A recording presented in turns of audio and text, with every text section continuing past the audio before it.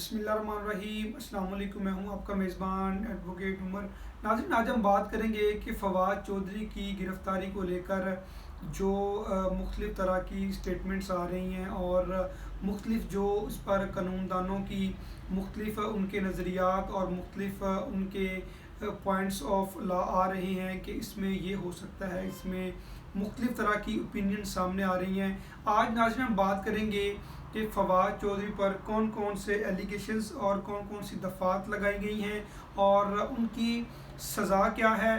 ताज़ीरत पाकिस्तान में उनकी सज़ा कितनी बनती है जो लिखी हुई है लॉ के अंदर, उस पर भी हम बात करेंगे। और दूसरा, इस केस में फ़र्दर क्या नताइज निकल सकते हैं जब इस केस में अभी तो रिमांड चलेगा, रिमांड के बाद जब प्रॉपर इसमें ट्रायल चलेगा तो क्या जो एलिगेशन उन पर लगाए गए हैं सेक्रेटरी इलेक्शन कमीशन की जानिब से वो एलिगेशंस प्रूव होंगे या फिर ये मामला ख़त्म हो जाएगा, इस पर भी हम बात करेंगे। सबसे पहले नाज़रीन, जो उन पर एफआईआर दी गई उसका मतन थोड़ा सा इस तरह है कि जो उसमें सबसे हैरानकुन बात उसमें ये है कि एफआईआर में ये उसमें अलर्ज किया गया कि जो उन्होंने इलेक्शन कमीशन के बारे में उन्होंने अल्फाज कहे उनसे इंतखाबी अमल में रुकावट आती है, इसलिए उन पर एफआईआर दर्ज करवाई जा रही है।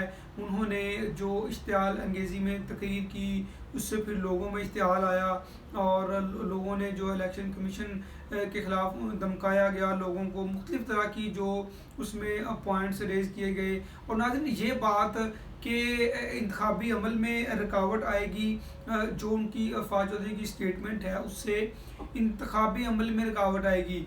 इंतखाबी अमल में रुकावट किस तरह आएगी? कौम तो चाहती है कि इलेक्शंस हों, लेकिन इलेक्शन तो ये खुद नहीं करवा रहे और आइन के मुताबिक जब असम्बलियाँ तहलील हो जाएँ तो फिर इलेक्शन कमीशन ने डेट अनाउंस करनी होती है कि फ़लाँ तारीख को मुल्क में इलेक्शंस होंगे और कोई ना कोई एक्सपेक्टेड डेट दे दी जाती है। 2-4 दिन का जो है वो हो जाता है, उसमें कोई ऐसी बात नहीं है। लेकिन अब असम्बलियाँ तहलील हुए भी इतने दिन हो गए लेकिन इलेक्शन कमीशन की जानिब से कोई डेट नहीं दी गई और ऊपर से एफआईआर में ये लिखा है कि फ़वाद चौधरी की तकरीर से ये जो इंतखाबी अमल है उसको डिले करने की कोशिश की जा रही है और ये सारा मामला जो वो मैनिपुलेशन के ज़रिए किया गया।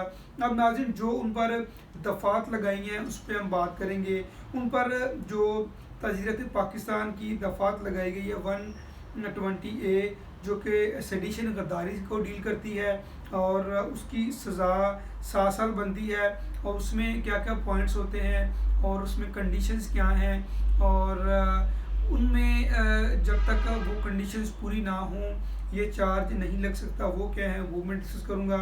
इसके अलावा 153A, और जिसका मतलब ये है कि प्रमोटिंग एनमिटी, आप दुश्मनी को प्रमोट कर रहे हैं इलेक्शन कमीशन के ख़िलाफ़। और इसके अलावा 505 पब्लिक मिसचीफ को डील करता है। इसके अलावा 506 जो कि क्रिमिनल इंटिमिडेशन को डील करता है, जिसका मतलब यह है कि आपने इलेक्शन कमीशन को डराया है, धमकाया है।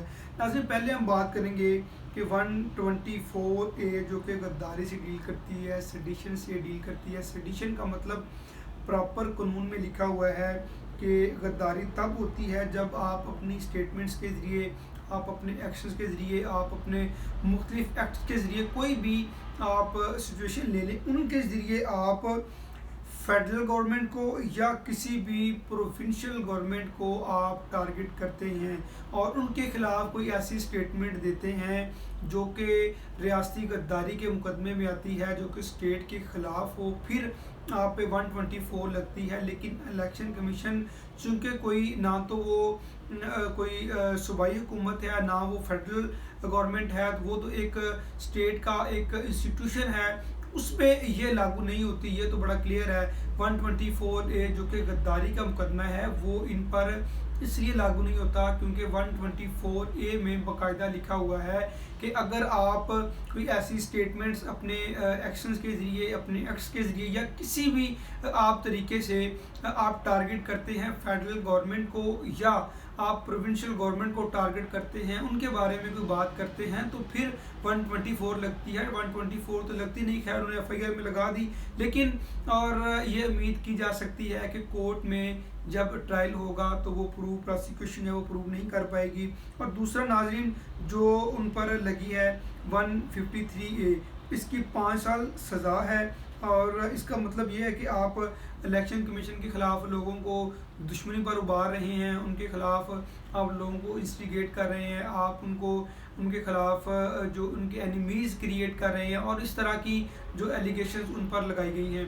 लेकिन नाज़रीन अगर तो मैं प्रॉपर लोगों को ये कह रहा हूँ कि इलेक्शन कमीशन पर हमला करो, तो फिर तो वो आता है कि मैं उनको प्रमोट कर रहा हूँ। अगर मैं उन पर स्टेटमेंट दे रहा हूँ, स्टेटमेंट देना या मैं अपनी राय देना, मैं अपनी ओपिनियन जो है, क्योंकि जो फवाद चौधरी ने बात की वो एक प्रेस कॉन्फ्रेंस के जरिए कर रहे थे, अगर उनके सामने लोग मौजूद होते और वो उन लोगों को कहते कि फ़लाँ पे हमला करो, तो फिर मैं ये समझता हूँ कि ये वाली शिक लगती है।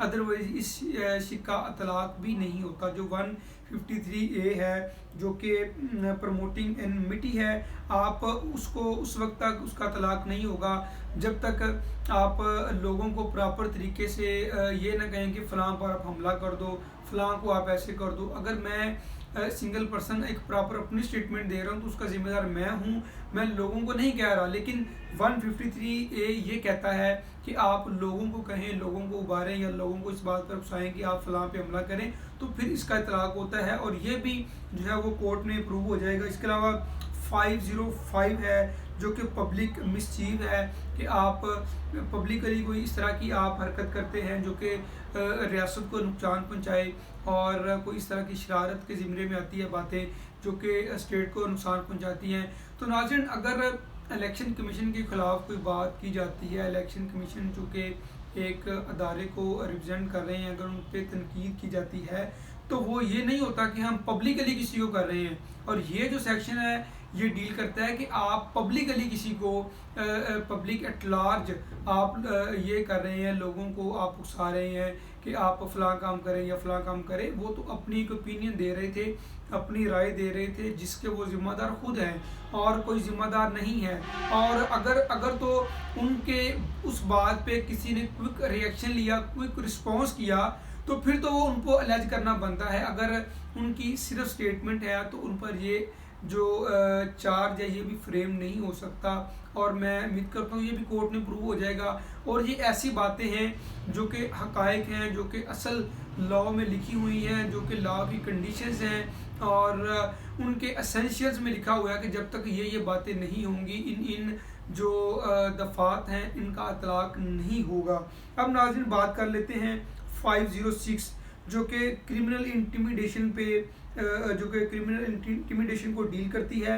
और इसका मतलब ये होता है कि आप इलेक्शन कमीशन को डरा रहे हैं, धमका रहे हैं, उनको किसी बात पर जो है वो टॉर्चर करने की कोशिश कर रहे हैं। नाज़रीन, उन्होंने यहाँ पे जो पॉइंट नज़र आता है, अगर उन्होंने इलेक्शन कमीशन को कहा कि हम आपके ख़िलाफ़ कार्रवाई करेंगे, हम आपका पीछा करेंगे, तो नाज़रीन ये दफ़ा जो है वो किसी हद तक उन पर लागू हो सकती है, जो कि क्रिमिनल इंटिमिडेशन में आती है कि हम आपके ख़िलाफ़ ये एक्शन लेंगे या हम ये स्टेप ले सकते हैं। तो इस तरह की जो सिचुएशन है, क्योंकि उन्होंने जो बात की या उन्होंने जो सूरत हाल अपनी स्पीच में कहा वो प्रॉपर उस FIR का हिस्सा बनाया गया। लेकिन नाज़रीन जो अगर इसके एसेंशियल्स में जाएं, प्रॉपर हम देखें कि अगर तो वो इंडिविजुअली बात कर रहे थे इलेक्शन कमीशन के ख़िलाफ़, ये भी मामला डिपेंड करता है पब्लिक एट लार्ज पे। असल में जो उन पर जो एलिगेशंस लगाए गए थे वो पब्लिक एट लार्ज को डील करते हैं, वो किसी एक पर्सन को डील नहीं करते। अब हम देखेंगे कि जब ये मामला ट्रायल में चलेगा तो इसमें क्या वो प्रोसिक्यूशन है वो एलिगेशंस प्रूव कर पाते हैं कि नहीं कर पाते, इनमें क्या डेवलपमेंट्स होती हैं, और आया कि उनको बरी किया जाता है या फिर उनको चार्ज करके उनको जेल में डाला जाएगा। जो भी इसमें डेवलपमेंट होंगी वो मैं अपने नाज़रीन के साथ डिस्कस करूँगा। अपना बहुत ख्याल रखिएगा। अल्लाह हाफ़िज़।